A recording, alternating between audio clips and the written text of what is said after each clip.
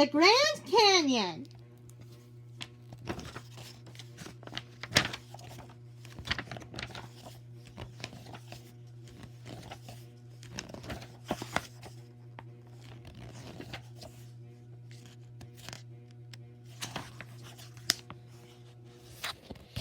The Grand Canyon region, blue rectangle at right, is detailed in the relief map below. With its wilderness area highlighted in color, the canyon itself consists about 2,000 square miles stretched out along 277 miles of the Colorado River, which descends 2,200 feet in that span.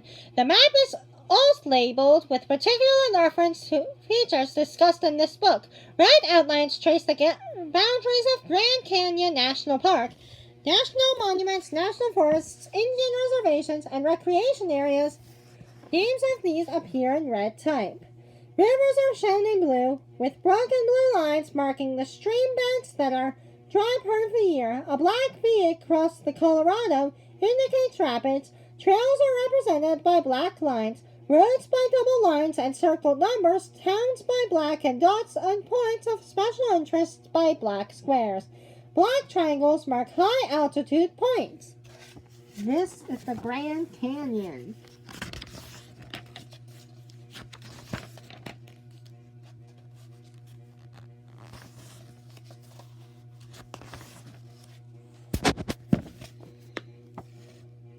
So powerful is the Grand Canyon's effect on the minds of men that the 19th century topographer and explorer F.W. von Egloffstein, who illustrated a U.S. Army report on the Colorado River, who could produce little more than phantasmic suggestions of another world. This engraving was meant to show the canyon at the mouth of Diamond Creek, but the scene is so distorted that no one has been able to identify it with the actual landscape. See that?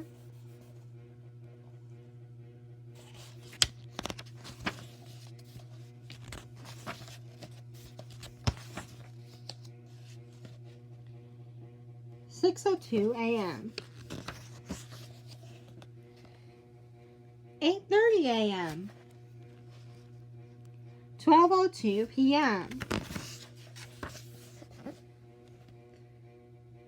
3:55 p.m. 4:31 p.m. 6:35 p.m. 7:05 p.m.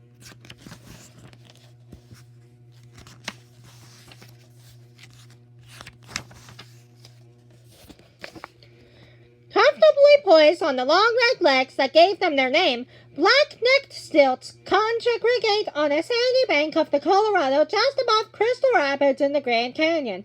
Although these black and white wading birds have long and very flexible neck, they do not reach down to pick food off the ground.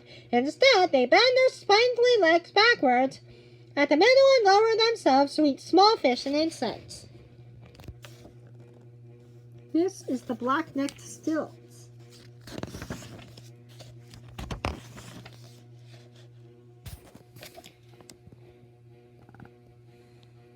Thorn-studded notes poking out on its short branches protect a hedgehog cactus.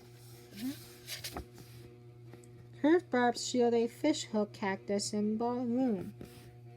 Untangled spines fortify a barrel cactus. Hastily retreating from the early morning sun, lethal scorpion settles across a rock. Here's the scorpion. Ooh, I don't want to get stung by that. An inhabitant of clefts in the canyon walls, the cocktail missile sports a luxuriant black and white striped tail.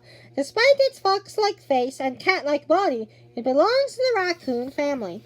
That looks kind of like a ring-tailed lemur, don't you think?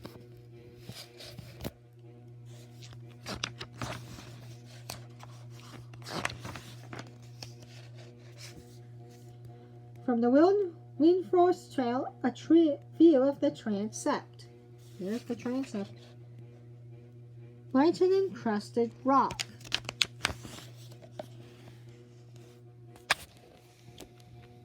Shorthorn lizard in search of food. Ponderosa, a white fir, right foreground, aspen, far right, center left. See that? Those trees? Specklepod, milkweed. Stretch marks in aspen bark. Etchings of engraved beetles. Slender elegance, aspens in a grove. Quaking aspen leaves. Head of the transept, occiput at right. Forest mosaic, dead needles and bark. Creeping holly grape in bloom. A cave-app squirrel between meals. Jigsaw patterns in the bark of ponderosa.